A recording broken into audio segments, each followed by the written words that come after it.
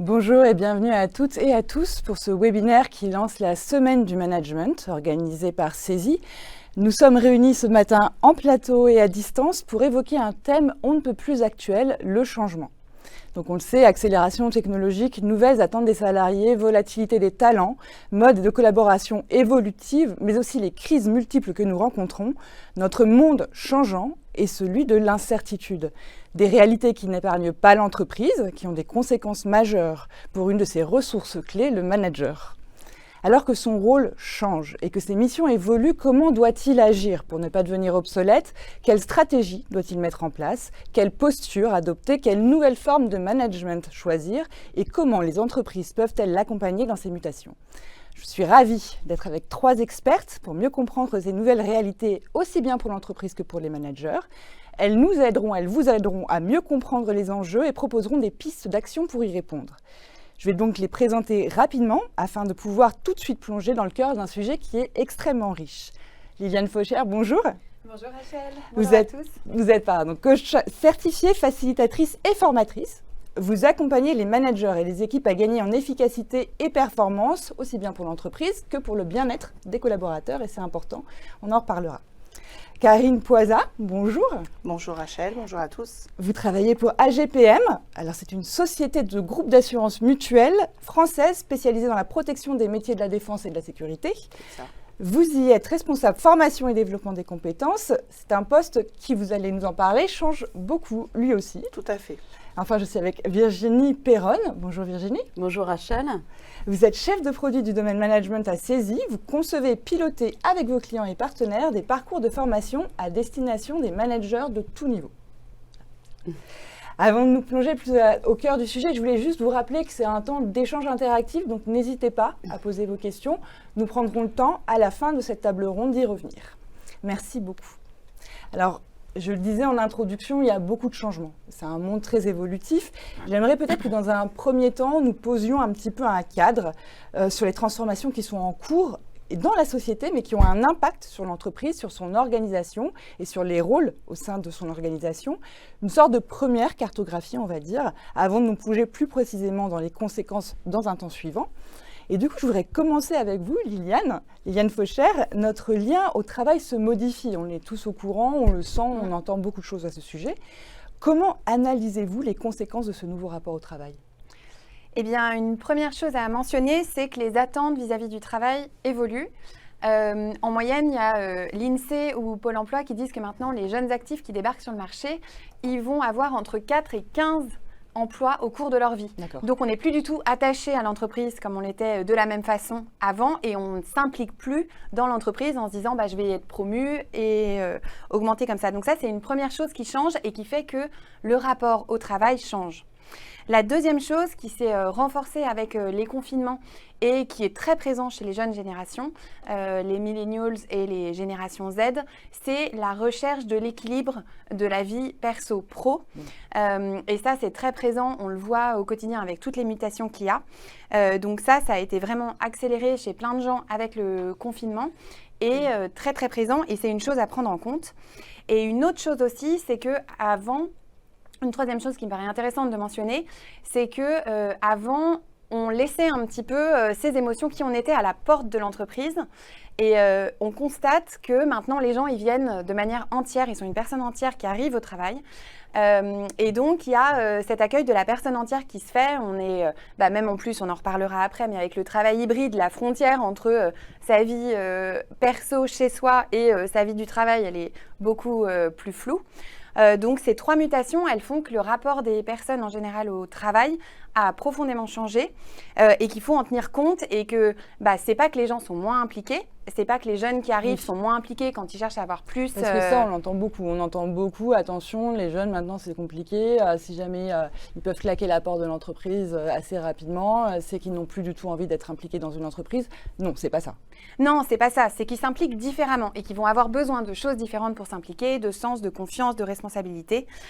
Donc il y a besoin de changer, d'adapter un peu sa grille de lecture, première chose. Et la première clé que je donnerais, c'est le côté, il y a besoin d'avoir un management qui est beaucoup plus individualisé à la personne par rapport aux différentes mutations qui ont lieu.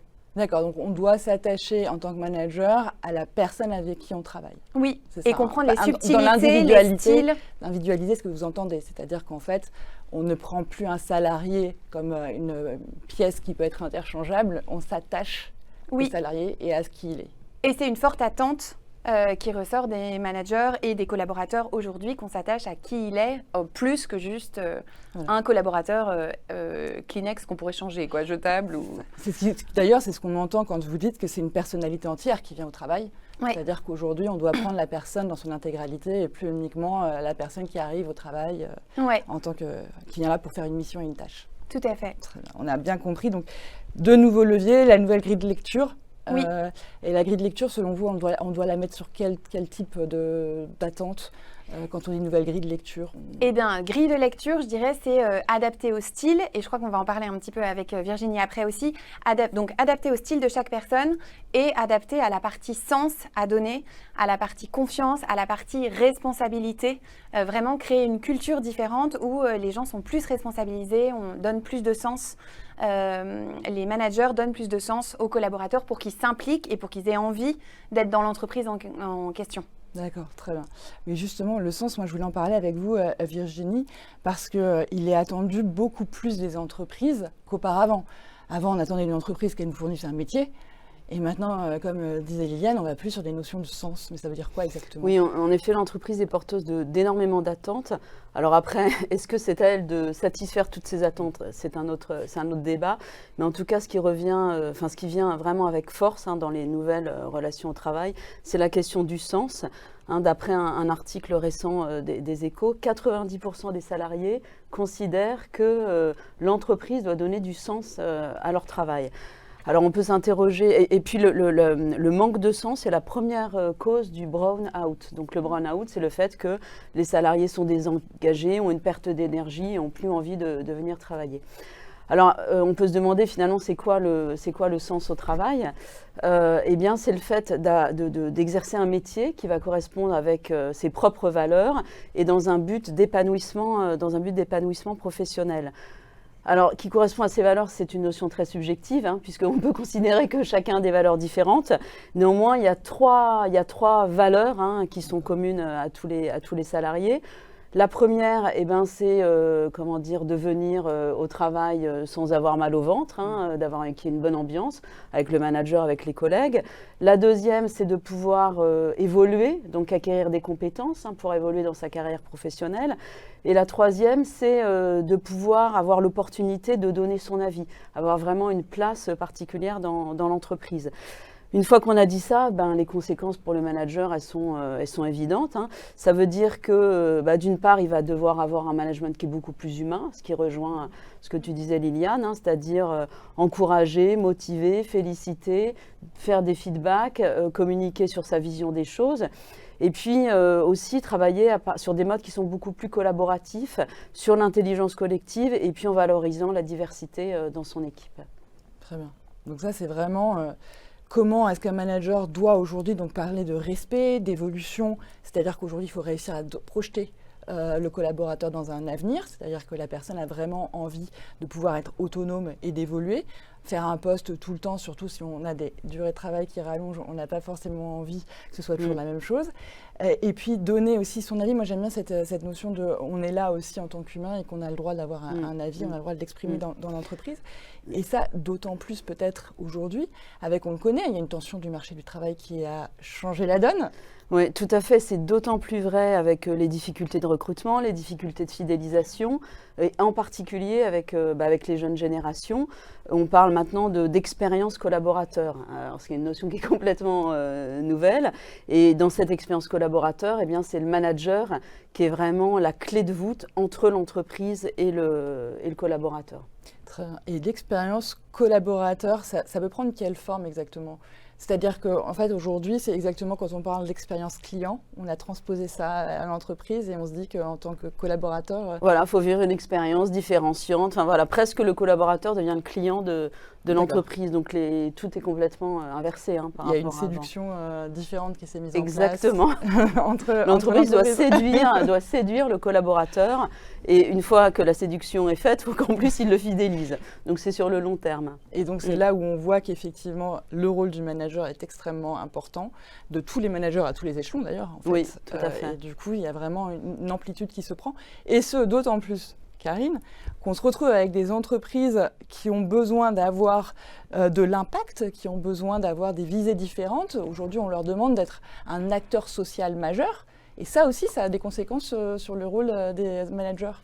Tout à fait. Donc, comme l'ont dit Liliane et Virginie, l'entreprise, aujourd'hui, elle vit quelque chose de différent par rapport à il y a quelques années. C'est qu'elle doit tout simplement séduire les collaborateurs. Et elle doit aussi séduire son environnement, son écosystème. Et les enjeux sociétaux se sont invités dans ce débat-là, avec notamment la dimension RSE, qui aujourd'hui est directement dans les stratégies des entreprises. Il y a la loi Pacte de 2019 qui les a fortement incités d'ailleurs à le faire. Et donc quand on doit inclure dans la stratégie de l'entreprise des dimensions de responsabilité sociétale, mais forcément, le manager, là, il a tout son rôle. Il a son rôle de courroie de transmission, parce que c'est lui qui doit justement expliquer que cette dimension RSE va impacter des changements très spécifiques dans l'organisation, mais également des changements très pratiques sur ce qu'ils vivent au quotidien. Et il doit donner du sens. On retrouve la notion de sens. C'est le manager qui donne du sens. C'est lui qui est cette courroie de distribution dans le cadre, effectivement, de la transmission de la stratégie. Et il doit faire comprendre toute l'importance. Et une stratégie qui évolue souvent. Puisqu'on le disait au départ, on est quand même dans un monde d'incertitude, donc la stratégie est évolutive. Tout à fait. Il doit aussi, effectivement, piloter l'humain, qui sont ses collaborateurs, pour leur faire comprendre que ce qui est vrai aujourd'hui sera peut-être plus vrai demain, et les faire adhérer en fait à des nouvelles pratiques s'il le faut. Donc ce changement devient perpétuel et le rôle du manager, c'est de piloter son équipe, piloter l'humain pour faire en sorte qu'il soit là pour répondre à tous les enjeux de l'environnement, de l'écosystème en fonction du secteur d'activité. Tout en transmettant une identité et une cohérence de l'entreprise, parce que c'est pas parce que les stratégies évoluent que l'entreprise n'est plus la même, elle évolue dans une progression constante. Tout ceci, effectivement, devant être porteur de valeurs. Je rejoins ce que disait Virginie. Donc, il faut quand même qu'il y ait des valeurs fortes, un cadre fort, et que autour de ça, tout le monde se fédère. Aujourd'hui, ce qu'on va attendre du manager, ça va être de piloter, effectivement, les attentes de ses collaborateurs. On en a parlé, mais aussi de continuer à être la courroie de distribution de la stratégie de l'entreprise, piloter l'activité, mais à travers l'humain.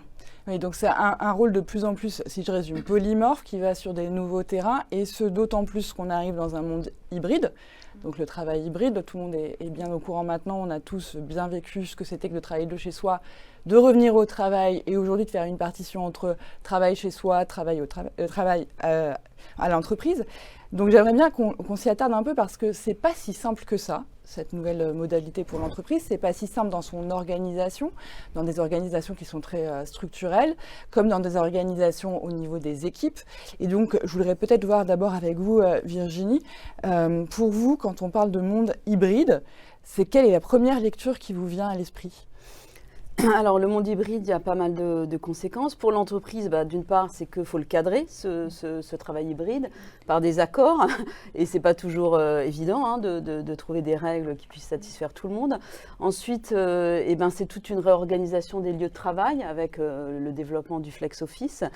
Et ensuite, alors si l'entreprise et les collaborateurs ont bien compris l'intérêt du flex office, du télétravail, etc., en fait, c'est beaucoup plus compliqué pour les managers qui sont plus réticents parce que ils ont beaucoup plus de mal à jouer leur rôle, et il y a une difficulté en termes de posture managériale. Et les trois difficultés en fait qu'ils éprouvent, c'est la première, c'est la baisse des échanges informels qu'ils peuvent avoir avec leurs collaborateurs. La deuxième, c'est la gestion de la cohésion d'équipe, enfin le maintien en tout cas de la cohésion d'équipe. Et puis la troisième, c'est la gestion de la fragilité des collaborateurs. Et au final, il n'y en a pas tant que ça qui ont réadapté leur pratique managériale justement face à cette nouvelle donne, vers plus de confiance, vers plus de flexibilité dans la gestion des horaires de travail, vers plus d'autonomie, vers le droit à l'erreur aussi. Et puis ça peut même aller parfois jusqu'à certaines dérives. Et là, je pense en particulier au micromanagement. Ouais. Qui est un management de la souffrance, et pour le manager et aussi pour les collaborateurs, où ça va se traduire par le fait de vouloir être en copie de tous les mails, par le fait de surveiller si ses collaborateurs sont bien connectés, par le fait de faire des réunions tous les jours, ou bien encore de vouloir passer chaque document de vouloir relire chaque document qui sort de l'entreprise. Voilà, donc ces managers-là, il y a vraiment un travail à faire avec eux autour de être capable de faire confiance, et puis autour du lâcher-prise aussi, tout simplement. C'est ça. Ouais. Mais c'est de la souffrance aussi bien pour le manager que pour ses collaborateurs, parce que être dans une volonté de tout contrôler comme ça complètement, voilà, et on en reparlera après, parce qu'avec tout ce qu'il y a comme risque en termes de risques psychosociaux, de souffrance au travail, etc. Tout à fait. Ouais. Et du coup, je rebondis parce que ça revient sur la notion de confiance, qui est une notion qui est très particulière déjà quand on est en face à face, mais alors quand en plus on est à distance, il faut rechanger une façon d'être. On vient de l'aborder avec Virginie, il y a quand même beaucoup de choses qui doivent être évoluées. Comment on fait ? Quand on est manager, on a très envie d'une chose, c'est de refaire la bonne vieille recette qui fonctionnait très bien quand on manage les équipes. Ça fonctionne ça, ou il faut qu'on change ? Et non, justement. Ce qui a été fait au début, dans le passage en mode hybride, pour les managers, c'était de se dire, en gros, ce que je faisais en présentiel, maintenant avec la nouvelle technologie, les Teams, tout ce qu'on a, on peut faire la même chose en distanciel.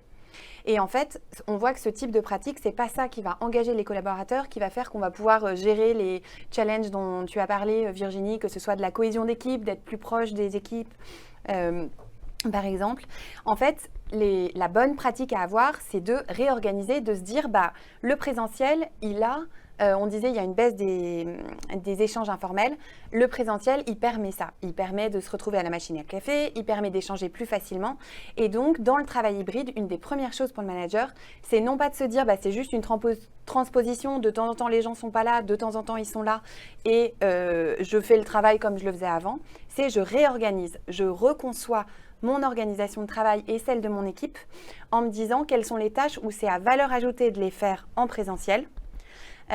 Donc, ça va être effectivement toutes ces tâches de lien social qu'on peut avoir. Vraiment, le bureau, il devient un lieu pour créer du lien social, pour stimuler, pour apprendre. Si on a un brainstorming à faire, c'est quand même beaucoup plus facile de le faire en présentiel, et on voit qu'il y a des meilleurs résultats quand on fait ce type d'activité en présentiel qu'en distanciel, même si les outils maintenant permettent des choses fabuleuses. Il y a quand même des activités où en présentiel, si on arrive à faire ces réunions d'équipe en présentiel, ça a une valeur ajoutée pour tous les collaborateurs. Donc la première chose, c'est de se demander quelles sont les tâches qui ont de la valeur ajoutée à faire en présentiel, et lesquelles au contraire, finalement, le fait de les faire en distanciel, c'est presque mieux. Parce qu'en distanciel, ce qu'apprécient les collaborateurs, c'est je ne suis pas dérangée toutes les 2 minutes. Donc si j'ai des tâches de concentration, travailler sur un dossier de fond, les faire en distanciel, ça, c'est des choses qui s'appliquent et qui vont être mieux. Donc voilà, donc le manager, la première chose, c'est qu'il se demande c'est quoi les tâches qu'on a dans mon équipe et comment est-ce que j'organise au mieux pour que le collaborateur et moi-même, on ait une vraie valeur ajoutée en présentiel, et comment est-ce qu'on garde le lien, bien sûr, à distance, mais quelles sont les tâches où ce sera mieux de les faire en distanciel. Donc ça, c'est la première clé pour le manager. La deuxième, tu en as parlé, Virginie, c'est le cadre. Le cadre clair, tu disais par exemple, une des choses, c'est le manager qui devient hyper contrôlant et qui est en copie de tous les mails, ou alors les collaborateurs ne savent pas en copie de quoi il faut mettre le manager. Le manager, il veut être en copie de quoi, et donc il se retrouve en copie de tous les mails, et c'est ingérable pour le manager. Donc la deuxième clé, c'est vraiment de poser un cadre clair et d'avoir clarifié quels sont les mails, par exemple, quand on est le manager où on veut être en copie. Comment est-ce qu'on communique s'il y a une urgence ? Est-ce qu'on m'appelle ? Parce qu'après, les gens se mettent à envoyer un mail en même temps qu'ils envoient un Teams, en même temps qu'ils appellent sur le téléphone, et vous avez un SMS. Donc, c'est vrai qu'une des bonnes pratiques qu'on préconise dans les formations, c'est d'avoir défini le canal d'urgence, par exemple. J'ai un vrai truc urgent, et bien là, c'est un SMS, et je sais que la personne doit me rappeler dans l'heure. Si j'envoie un mail, j'attends plutôt une réponse dans les 2 jours. C'est ce cadre-là qu'il faut clarifier, et ça aide le manager et les collaborateurs à avoir à avoir plus confiance aussi parce qu'ils savent, c'est OK, il me fait confiance, je le mets pas en copie de ce mail, mais c'est pas grave, on est OK sur le fait que sur ces sujets-là, on les traitera quand on a notre one-to-one de la semaine, par exemple. Donc ça crée de la confiance et pour le manager et pour le collaborateur d'avoir défini un cadre clair. Troisième clé en lien avec la perte informelle, c'est comment est-ce que je maintiens les liens et la cohésion d'équipe. Donc, je crée des rituels. Vraiment, on parle beaucoup de rituels. C'est une nouvelle notion qui revient. Il y avait avant les réunions d'équipe, c'était le rituel principal qu'on avait. Maintenant, c'est quand je suis à distance, est-ce que déjà les gens se croisent ou dans une équipe, ils ne se croisent jamais? Parce que ça peut arriver suivant les fonctionnements qu'on a. Et donc, quel lien je fais, quel rituel je fais, qu'est-ce qui fait que je recrée ce sentiment d'appartenance à l'équipe et puis à l'entreprise au sens général. Donc, ça peut être les rituels que j'ai, comment est-ce que j'accueille, comment est-ce que je fais partir, quand j'ai un départ dans l'équipe, qu'est-ce que je fais? Comment est-ce que je fais un peu les murs de célébration, mais parce qu'on n'est pas au courant de tout ce qui se passe dans l'équipe.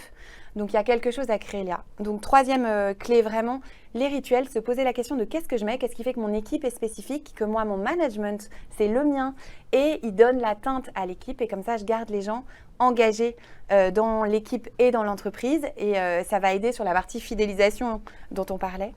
Et la dernière, c'est en lien avec, chacun vient avec son style. J'ai un management plus attentif, plus vigilant. Et on sait que ce n'est pas si facile que ça, en fait. Parce que la question classique, c'est comment ça va? Comment ça va? Oui, ça va. Et donc, il y a besoin de creuser. Et en fonction des personnes, il y en a qui vont le prendre pour une intrusion. D'autres pour qui ils ont besoin de plus parler. Mais c'est là où on disait le management devient plus individualisé, plus humain. Et donc, comment est-ce que je génère un peu ces discussions sincères, authentiques? Comment est-ce que je fais passer un feedback? C'est pas toujours facile en hybride, il est à distance, mais quand même, il faut que je dise quelque chose. Comment est-ce que je le fais? Donc voilà des clés un petit peu. Il y a beaucoup de notions. Il y a beaucoup de notions, et notamment, en fait, comme vous le disiez, ils sont en hybride, c'est-à-dire que le moment où on se voit tous, ça peut pas être le moment des remontrances. C'est-à-dire que ça peut pas être le moment où je fais un feedback tout négatif parce qu'en fait, c'est plus facile de le faire de face à face. Donc, il faut vraiment se réinterroger, il faut avoir une réflexion. Le manager aujourd'hui doit réfléchir, notamment dans son rôle, on l'a vu, dans le management qu'il veut le faire, dans le management qu'il veut faire à travers des outils collaboratifs. Donc, en fait, il doit se réapproprier son rôle et sa mission et certainement s'interroger plus qu'il ne l'a jamais fait. Et je pense que c'est quelque chose qui est vraiment important et que tout le monde a dû croiser. C'est pas si facile que ça. Comment on accompagne? Karine, je me tourne vers vous, parce que ça a des conséquences folles.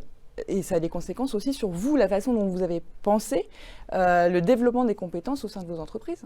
Tout à fait. Alors, comme vous le disiez, il y a beaucoup de compétences qui évoluent, des nouvelles compétences qu'il faut acquérir ou des compétences qui vont devoir s'adapter dans leur mise en pratique.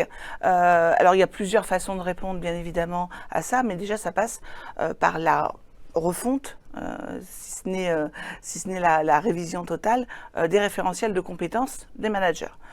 Aujourd'hui, le référentiel de compétences, c'est la base qui fait qu'ensuite, nous, on va déployer, quand je dis nous, c'est les responsables de formation, vont déployer leur parcours de formation. Donc, le référentiel de compétences évolue, le parcours de formation aussi.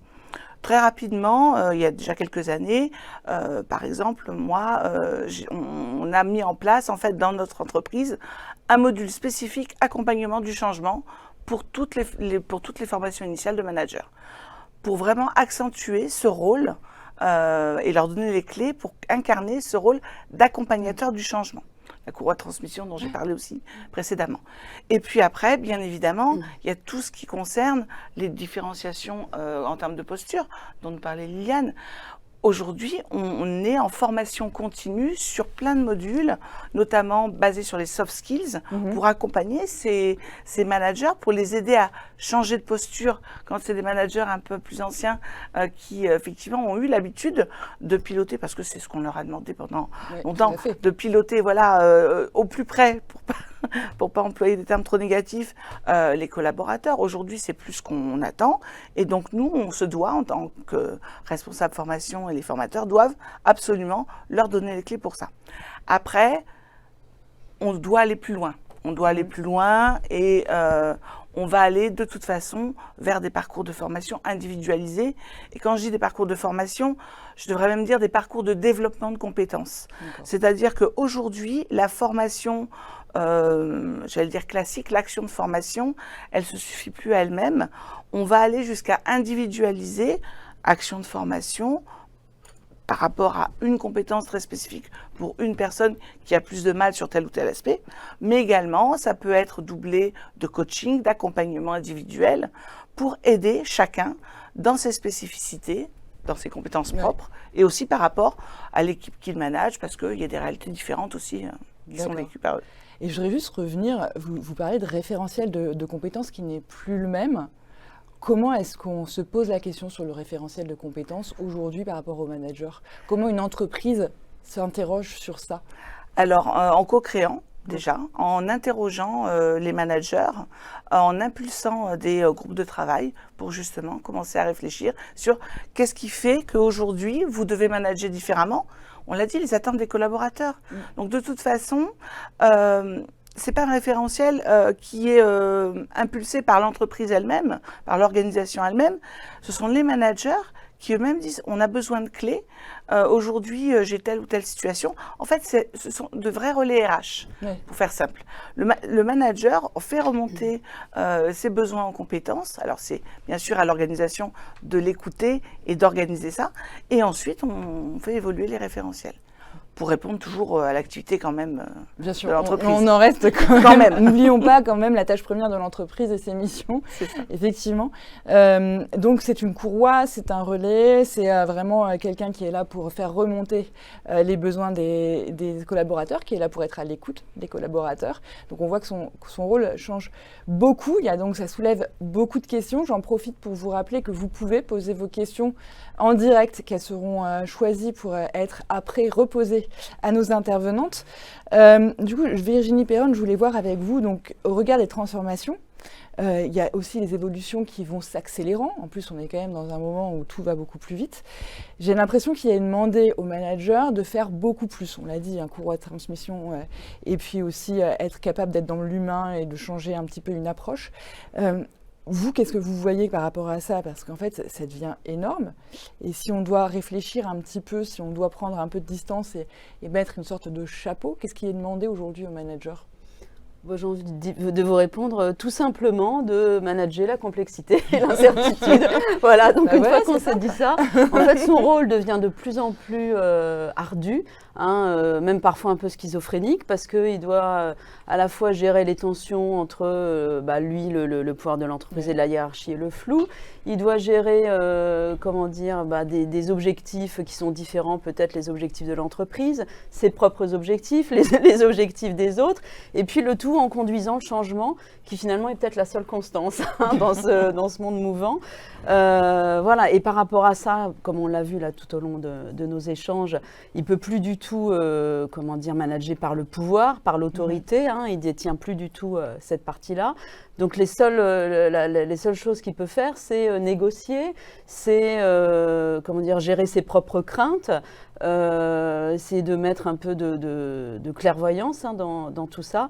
Mais il faut vraiment que derrière, il ait une réflexion en termes d'éthique managériale avec toutes les conséquences que ça peut avoir sur les pratiques, parce qu'il y a des enjeux en termes de risques psychosociaux, en termes de souffrance au travail, en termes de nouveaux rapports au travail et puis en termes d'attente des collaborateurs. Voilà, donc ça c'est vraiment un point important, la notion d'éthique managériale, puisqu'il donne il n'a plus un modèle ou une direction ainsi, il faut qu'il trouve il doit complètement en fait réinventer sa façon de gérer son pouvoir de manager en fait.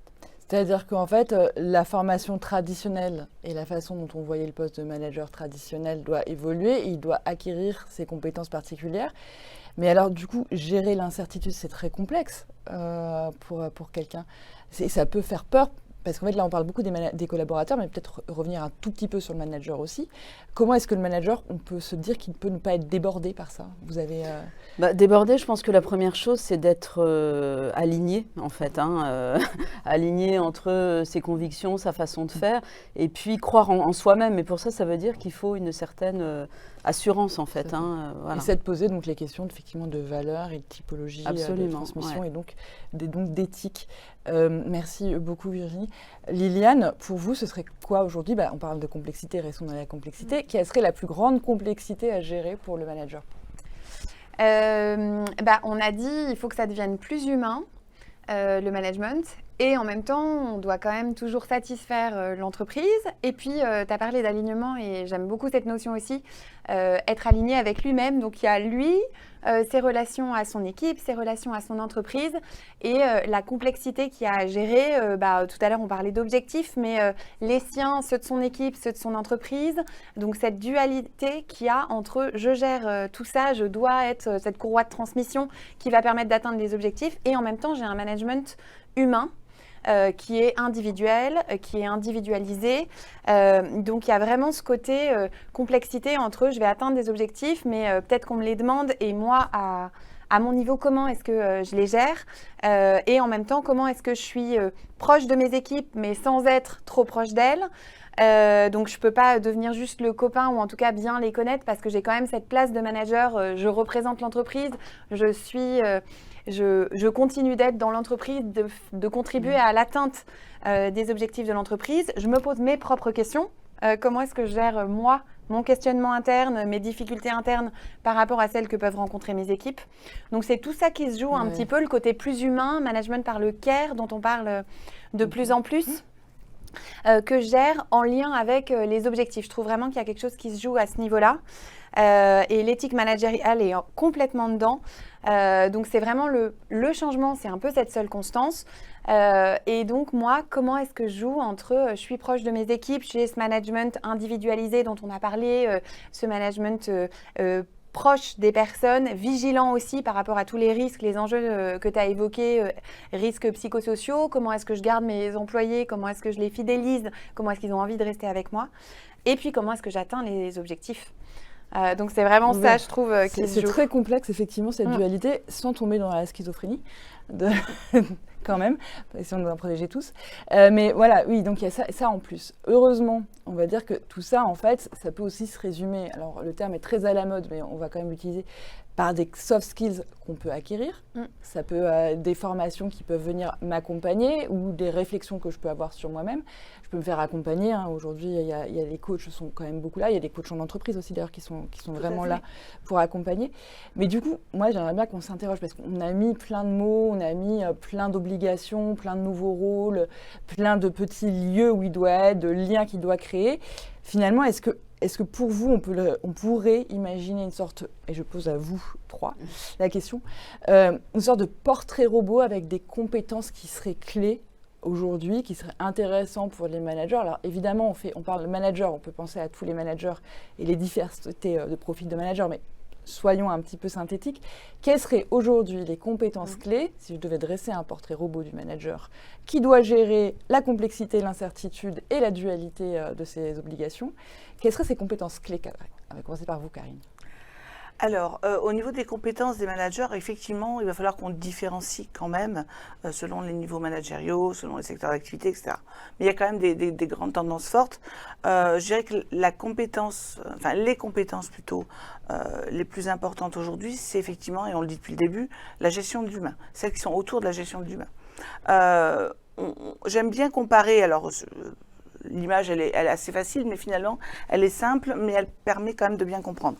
Le manager, c'est le chef d'orchestre. Aujourd'hui, c'est un chef d'orchestre qui va devoir faire en sorte... Alors, j'ai aucune compétence philharmonique ou autre, hein, mais il va devoir à la fois faire jouer le joueur de triangle, le premier violon, donc des gens qui ont des compétences différentes. J'ai rien contre les joueurs de triangle non plus. Mais ils sont importants. Mais ils sont importants. Et tout le monde dans un orchestre est important. Donc déjà, c'est la première chose. Le manager, il doit être conscient que toute l'équipe est importante, toutes ses individualités sont importantes. Il doit les accompagner pour les faire monter en compétences. Donc c'est aussi quelqu'un qui fait grandir ses équipes. Ça, c'est important. Et il doit faire en sorte qu'au final, l'harmonie fonctionne, que tout le monde se sente utile, donc on retrouve la notion de sens, et qu'à la fin, voilà, la partition corresponde à ce que souhaite l'entreprise. Et je rejoins quand même Virginie sur la notion d'alignement. Je pense que c'est important, l'alignement entre la stratégie de l'entreprise, ses propres valeurs, et savoir aussi les partager avec l'équipe ou avec l'orchestre, selon comment. On est tous en dissonance. Voilà. Parce qu'effectivement, si on est en dissonance, ça pose un problème. Et en respectant quand même les volontés de l'auteur Mais du coup, j'entends chef d'orchestre, j'entends aussi être à l'écoute, parce qu'un chef d'orchestre doit être à l'écoute aussi de chaque musicien. Pour le coup, l'image, elle est bien sur la notion d'écoute. Petite anecdote, j'ai mené quelques entretiens de recrutement la semaine dernière, et je pose parmi certaines questions une question assez classique. Qu'est-ce que vous attendez de votre manager ? J'ai revu 3 candidats entre jeudi et vendredi, les 3 m'ont dit être à l'écoute. J'attends de mon manager qu'il soit à l'écoute. Voilà. C'est sûr que la relation va dans les deux sens et que effectivement l'écoute est extrêmement importante. Virginie, je me tourne vers vous, la même question, un petit portrait robot comme ça d'une compétence clé du manager. Oui, pour moi, il y aurait 3 familles. Donc évidemment, la famille plus de tout ce qui est savoir-être, donc les soft skills, et qui touche un peu aussi à ce que j'appelle l'état d'esprit. Des fois, j'ai des entreprises qui me disent alors Virginie, il faut que je forme mes managers, mais alors je voudrais changer leur état d'esprit. Alors j'aurais pas écouté, je vais faire mon possible, mais je ne suis pas sûre que ça demande un peu du temps. Et après, il y a des modalités aussi qui tirent beaucoup sur le partage entre pairs qui fait changer de mindset. En tout cas, voilà, les soft skills comme par exemple l'agilité managériale, comme par exemple l'intelligence collective, des choses comme ça. Ensuite, il y a la famille qui est plus liée au développement des talents au sein de son équipe, avec tout ce qui est créativité, avec tout ce qui est utilisation de ces outils liés à ça, et développement des compétences des collaborateurs. Et puis enfin, la dernière chose, c'est assez classique, mais enfin, il faut quand même que ça se fasse. Ça va être des compétences plus techniques métiers, comme par exemple la gestion de projet, la conduite du changement, la résolution de problèmes. Voilà, donc il y a quand même toujours ces 3 familles de compétences avec les classiques, les soft skills qui arrivent vraiment en force, et puis tout ce qui est au travers ce qui est relatif vraiment au développement des personnes au sein de l'équipe. Et d'autant plus une gestion de l'émotion, relations émotionnelles. Oui, tout ce qui est intelligence émotionnelle aussi, bien sûr, dans tout ce qui est soft skills. Ouais. Ça nous fait une transition pour vous, Liliane, évidemment, l'émotion. Mais tout à fait. Moi, je dis beaucoup, et c'est aussi devenu mon métier à titre personnel, mais le côté le manager qui devient coach. Quand on est coach, en fait, ce qu'on sait faire, c'est qu'on sait écouter. Donc, on en a beaucoup parlé, et effectivement, c'est dans les grandes attentes. Mais même comme on est dans un monde incertain, on a parlé de tous les changements qu'il y a, le côté être à l'écoute. En fait, les idées, elles vont pas venir juste du manager, et heureusement, fort heureusement, c'est pas forcément au manager de tout avoir, de tout savoir. Il a besoin par contre de créer l'émulation dont il y a besoin. Mais si je reviens sur la partie coaching, donc être à l'écoute, savoir écouter et savoir questionner. Ça, c'est vraiment une nouvelle compétence si je rentre dans la partie soft skills. Donc, qu'est-ce que savoir questionner ses collaborateurs, qu'est-ce que tu attends de ton job, de quoi tu seras fier à la fin de l'année, dans quoi tu veux t'investir, et qu'est-ce que tu attends de moi. Comment tu vas t'y prendre pour, enfin toutes ces compétences vraiment de questionnement qui vont nous aider à donner du sens, à responsabiliser en tant que manager et à avoir une posture plus adéquate par rapport à, si on prend la caricature un petit peu avant du manager hiérarchique qui donne des directions, et bien voilà, cette posture de manager coach, elle est beaucoup plus proche de ce qu'attendent les collaborateurs aujourd'hui. Donc ça, c'est vraiment une première chose.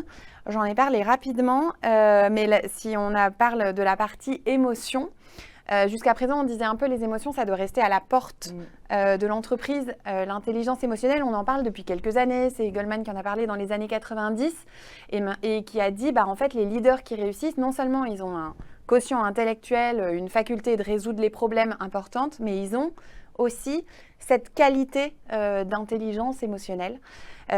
Et donc, réapprendre en fait ce que c'est que les émotions. C'est quelque chose qu'on n'a pas particulièrement appréhendé à l'école. Et dans toutes les formations, c'est vrai qu'on revoit un petit peu, qu'est-ce que ça dit en fait les émotions. On fait lien avec la communication non violente en disant dans la communication, quand quelqu'un est en colère, quand quelqu'un est triste, savoir reconnaître l'émotion et puis comprendre que c'est lié à un besoin. Et donc ça, c'est des compétences. Quel est le besoin qu'il y a? Et ça va aider le manager s'il l'utilise, s'il comprend, il connaît, il développe son intelligence émotionnelle pour savoir mieux s'ajuster, faire avoir ce fameux management plus individualisé aussi. Le courage managérial aussi dont il a besoin pour faire face aux situations. Donc ça, c'est quelque chose qui est dans les soft skills à développer, cette intelligence émotionnelle. Savoir s'adapter au profil de chaque collaborateur. Un outil qui est souvent utilisé dans les formations, c'est le profil DISC par exemple, mais qui donne une grille de lecture assez simple, en tout cas assez compréhensible pour se dire, alors non pas qu'on mette les gens dans des cases, c'est pas du tout ça, mais on va simplifier un petit peu grâce à cette grille de lecture avec les couleurs, les différents profils des collaborateurs qu'on a, et ça va donner des clés de motivation, des clés de communication, des clés pour passer un feedback en fonction des personnes et des clés d'attente aussi, ceux qui sont plutôt motivés par je vais passer par du défi, c'est ce dont j'ai besoin, ceux qui ont vraiment beaucoup besoin de reconnaissance. Donc toutes ces notions-là vont être jouées pour s'adapter aux collaborateurs. Et je dirais dans les soft skills, le dernier point, tu en as un petit peu parlé Virginie, c'est la partie savoir développer l'intelligence collective. Et on disait le manager n'a pas toutes les clés et ne les aura pas. Le monde est devenu très complexe. Donc en fait, les solutions, elles vont émerger de tout le monde. Et donc il y a cette faculté de savoir réunir les idées, de savoir les brainstormer, de savoir avancer et de faire confiance à tout le monde pour c'est collectivement qu'on va trouver la réponse. Donc je pense qu'une des soft skills vraiment à développer, c'est comment est-ce que je facilite cette intelligence collective en rajoutant en plus la difficulté, c'est parfois c'est en présentiel, parfois c'est en distanciel, comment est-ce que je fais tout ça? Mais donc les changements sont radicaux. Oui, si je peux me permettre un commentaire sur le questionnaire, je disais l'autre jour, par rapport à une réussite, la question que peut poser un manager et ce qui fait le plus plaisir à son collaborateur, c'est comment tu l'as fait. Parce que là, en fait, il va donner de sa façon particulière, c'est pas juste j'ai fait mon travail, mais je l'ai fait comme ça, j'ai pensé à ça, etc. Et voilà, c'est une question en fait que les managers pensent pas forcément à poser, et je pense qu'elle a une puissance phénoménale. Comment tu l'as fait. Et puis ça reconnaît à quelqu'un sa différence et puis sa particularité. Ah oui, c'est très important. Mais moi, je suis impressionnée quand je vous écoute de tous les changements qu'il y a par rapport à chaque manager, enfin par rapport au manager en général, mais dans son développement. Aujourd'hui, les entreprises, elles ont mis en place des stratégies claires et précises. Enfin, comment l'accompagnement se fait? Je reste avec vous, Liliane, sur ça. Parce qu'en fait, vous l'avez dit, vous avez mis en beaucoup de choses, de mots qui sont autour de soft skills, donc de compétences qui sont très personnelles, qui font une modification et qui emmènent le manager sur un terrain de l'humain assez fort. Mais du coup, comment est-ce qu'on fait? Parce qu'en fait, peut-être que tout le monde n'est pas fait pour ça. Je ne sais pas si tout le monde n'est pas fait pour être manager, mais en tout cas, c'est sûr qu'il y a besoin d'être accompagné. Et Karine, vous en avez discuté un petit peu plus tôt.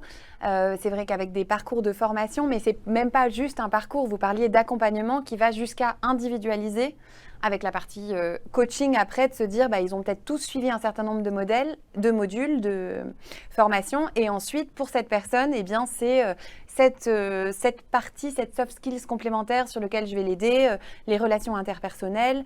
Lui, c'est plutôt comment il va gérer son temps, comment il va prendre la hauteur suffisante, comment il ne va pas se noyer. L'autre, c'est peut-être la gestion du stress. C'est dans les modules quand même qui reviennent très souvent, qui sont demandés. Donc, comment est-ce que c'est fait? C'est vraiment prendre conscience de déjà la première étape, c'est cartographier, prendre conscience. Vous l'avez dit tout à l'heure, on se met autour de la table, on se demande c'est quoi les compétences dont on a besoin dans l'entreprise dans laquelle on est, le fameux référentiel de compétences, mais de quoi on a besoin, prendre conscience de quoi on a besoin collectivement et individuellement, et puis après accompagner. Et pour répondre à la question, est-ce que tout le monde est fait pour être manager? Il y a quand même des personnes pour qui ça va être très compliqué parce qu'il y a cette notion humaine et ça ne va pas leur plaire en fait. Ouais. Donc moi, je pense que pour moi, la subtilité, elle est... avant, le manager, c'était vu, t'es expert et justement, il y avait cette histoire de promotion. T'es expert, tu réussis bien dans ton travail, donc la marche d'après, c'est tu deviens manager. On voit que maintenant, le manager, il a besoin d'avoir cette dimension humaine, donc peut-être que ce n'est pas le bon rôle à donner à la personne et peut-être qu'il préférera développer de manière transverse quelque chose d'autre, devenir expert pour tout le monde, mais pas lui proposer ce poste de manager. Et s'il a envie, à ce moment-là, on l'accompagne parce que c'est un nouveau rôle. Virginie? Mais pourtant, c'est vraiment ce qui se passe encore beaucoup dans les entreprises. Le manager a une expertise technique, donc, le collaborateur a une expertise technique. On lui propose de devenir manager, donc ça rentre dans une logique d'évolution. Sauf qu'il y a un problème. Alors, il a une légitimité de par son expertise technique, mais il a un gros problème de positionnement au départ, avec en plus des problématiques où je gère ceux qui étaient avant mes collègues, etc. Oui. Mais voilà, en effet, ce n'est pas ce qui devrait se faire, mais c'est quand même ce qui se fait encore beaucoup. À l'entreprise de aussi s'interroger, d'autres moyens de reconnaître un expert et de le faire évoluer au sein de l'entreprise, pas uniquement par le management. D'ailleurs, Karine, vous, ces changements dont nous parlons, on l'a vu, vous remettez en place des nouveaux parcours, vous réfléchissez à des référentiels. Comment est-ce que vous, dans votre métier, Comment celui-ci évolue d'ailleurs pour répondre à ces besoins-là? Moi, en tant que responsable Vous, formation. en tant que responsable formation. Alors déjà, le métier de responsable formation, il a évolué comme tous les autres métiers de manager. Déjà, on n'est plus responsable formation aujourd'hui, on est responsable développement des compétences. Donc, la loi y est pour beaucoup, là aussi, une loi de 2018. Mais là où, on va dire, le manager de formation était surtout un gestionnaire financier de dépenses de formation, pour faire simple, aujourd'hui, il pilote des compétences. Donc nous aussi, on gère de l'humain. Donc bien sûr, ça passe par des formations. Ça passe aussi par une proximité, un contact direct, très précis avec les métiers. On se doit de devenir des experts, alors pas de tous les métiers, mais de l'essentiel des métiers que l'on accompagne, puisqu'on accompagne les métiers dans les évolutions. Ça passe par un développement incroyable de la veille. Aujourd'hui, et je peux transposer ça à n'importe quel manager. Un manager, il doit être en veille permanente sur son écosystème, donc on va dire son secteur d'activité. Pour le responsable formation, la veille, elle va être pédagogique également, et puis elle va être autour du secteur d'activité d'entreprise. Et forcément, les métiers deviennent des métiers encore plus dans l'humain. On retrouve cette notion-là. D'accord, vous êtes vraiment obligé de vous adapter et d'arriver finalement à étoffer votre rôle. Tout à fait. De manière plus forte. À étoffer le rôle, voire éventuellement avoir des relais, parce qu'on ne peut pas connaître parfaitement tous les métiers. Selon les tailles d'entreprise, on va avoir des métiers très précis.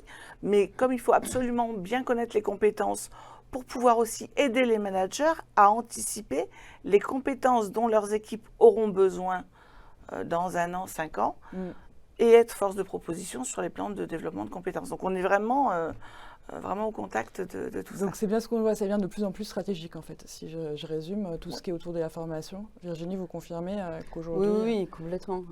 En fait, la formation doit être un pilier maintenant de la culture d'entreprise. Oui, on est obligé de répondre à toutes les mutations par ça.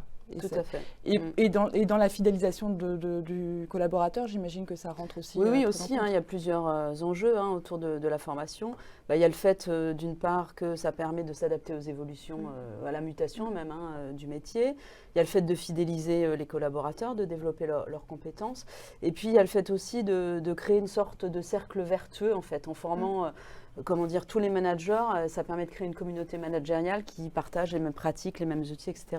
Et souvent, moi, quand j'accompagne des managers, ils me disent « Ah, ça serait bien de former ceux qui sont au-dessus aussi. » Je vois même l'idéal, ça serait de commencer par là et puis voilà, de faire en entonnoir. Oui. Mais bon, on fait comme ça. Mais cette notion de communauté managériale, de pairs qui peut échanger ses pratiques, sur lesquelles les managers peuvent s'appuyer aussi, est très, très importante et ça peut passer aussi par la formation.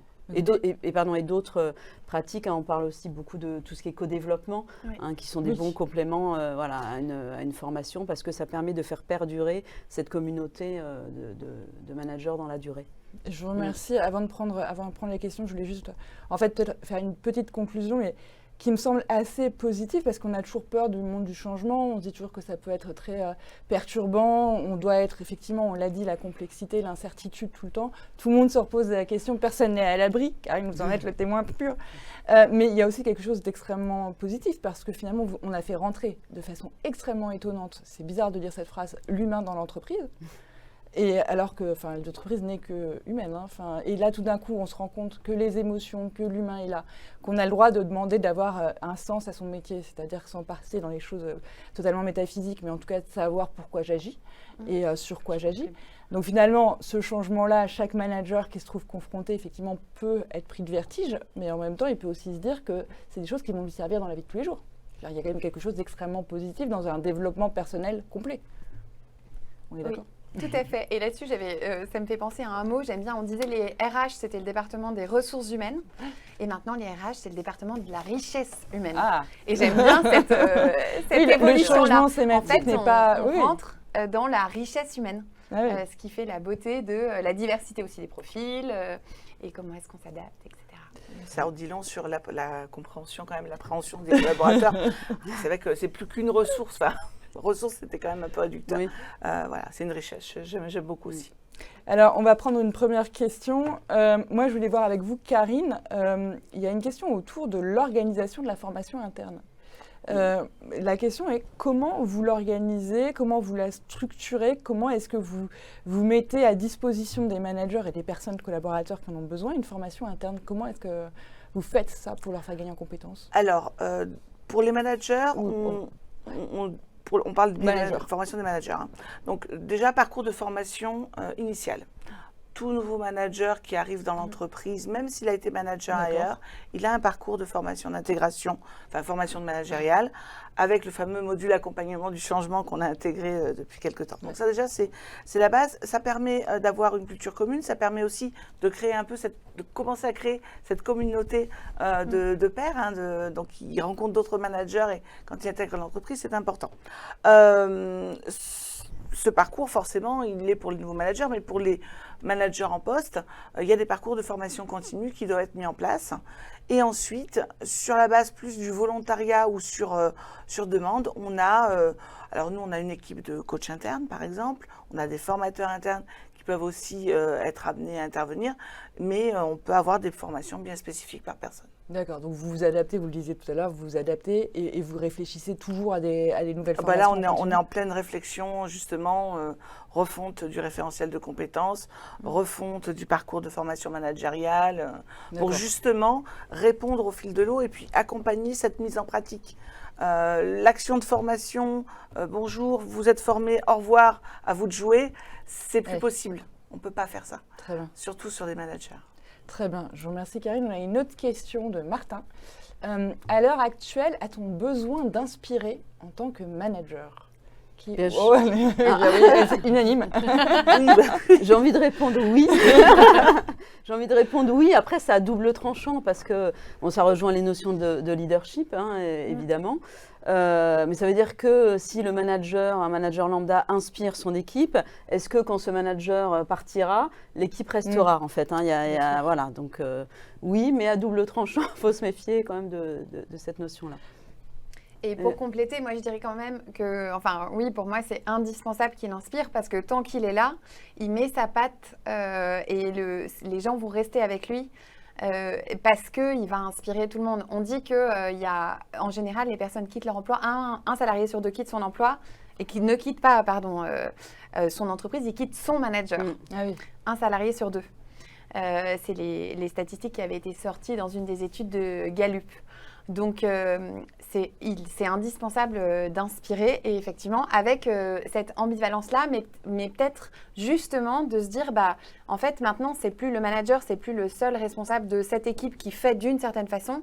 C'est à chaque manager d'imprimer un petit peu sa patte et d'inspirer avec sa patte les équipes. Et puis, ce sera peut-être un management différent. La personne d'après, il y aura peut-être un management différent, mais il faudra toujours qu'il inspire à sa façon. Il faut juste trouver faut la juste mesure quand même. Hein. Exactement. Parce que j'ai vu des fois des équipes tellement attachées à leur manager, c'était vraiment dans l'affectif, etc. Le manager partait, il n'y avait plus d'équipe. Ah ouais. Donc du coup, s'il n'y avait plus d'équipe, c'était très ennuyeux pour l'entreprise. Oui. Karine je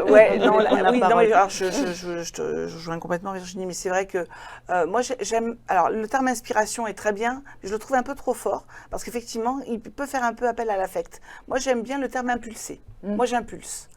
Je préfère ce terme-là, qui est moins dans l'affect, impulser de nouvelles idées, qui doivent être alignées, là encore, moi j'aime beaucoup l'alignement aussi, sur la stratégie de l'entreprise, et il impulse par rapport à une vision qu'il doit avoir. Il doit avoir une vision et il impulse. Et après, effectivement, il laisse faire les équipes, ou en tout cas, il les pilote. J'aime plus l'idée d'impulsion. On a noté la petit piège qu'il peut y avoir autour de cette notion d'inspiration. J'ai une autre question. Est-ce qu'un manager doit posséder les compétences techniques de ses collaborateurs? Et si non, comment on gagne en légitimité si on ne sait pas exactement faire tout ce que tout le monde fait? Et ça, c'est vraiment, si je peux prendre la parole, une des grandes questions et un des gros doutes que les managers ont. Mais justement, c'est là qu'il faut qu'ils trouvent quel est leur talent. C'est vrai qu'on n'en a pas parlé, mais je pense que le management, il faut vraiment qu'il évolue vers, je m'appuie sur les talents. Et donc, en tant que manager, on a ce rôle de chef d'orchestre, de coordinateur, de faire en sorte, par exemple, que l'équipe soit bien comprise des autres équipes de l'entreprise et des bonnes relations. Donc, on n'a pas le même rôle. Donc, je pense que c'est important pour les managers qui se disent, OK, c'est possible de prendre un rôle où j'ai pas l'expertise technique, mais c'est pas ça que justement, je vais pas chercher à devenir aussi technique, aussi expert que mes collaborateurs. Moi, ça va être quoi ma valeur ajoutée dans cette équipe? Donc, plus le voir comme chacun a ses talents, chacun a ses forces. Moi, j'ai peut-être pas l'expertise technique.